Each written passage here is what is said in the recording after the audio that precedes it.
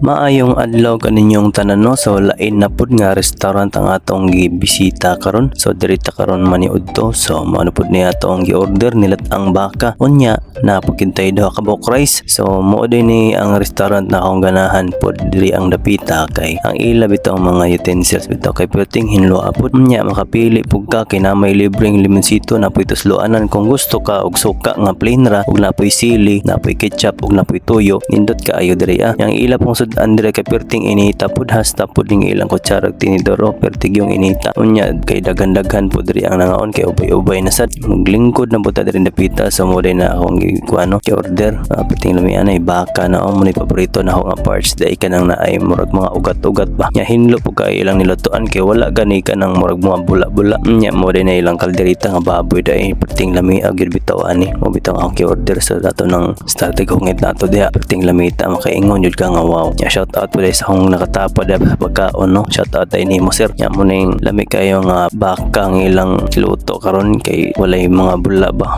Nya limpyo nya shout out po ko sa kanang ilang nasa cashier no. Nga very ka humble kayo si mamoy. Naniguro jud kog kaon sa ilang kalderita ug baka kay perti yung lami akayo kay mo kaingon jud ka nga wow lami akayo. Nya na po dat organ ng tambok sa baka. Wa gyud ni kontra ba layo kay ni sa blood mo nang makakaon gi mo diri dapita makaingon gyud mo makabalik-balik gid mo kay tungod sa ilang ka hinlo o kalami pod sa ilang mga nilutuan. Nya diri pita kay human naman ta. So ato na nang bayaran diha. So sa imong 210 pesos na nakay do ka putahing sudan o do ka rice busog na kayo kana. So naimutang din sila no sa Pier 1 sa atbang sa May Plaza dool sa Pier 1. So mo day ni ang Papay Baldos restaurant no.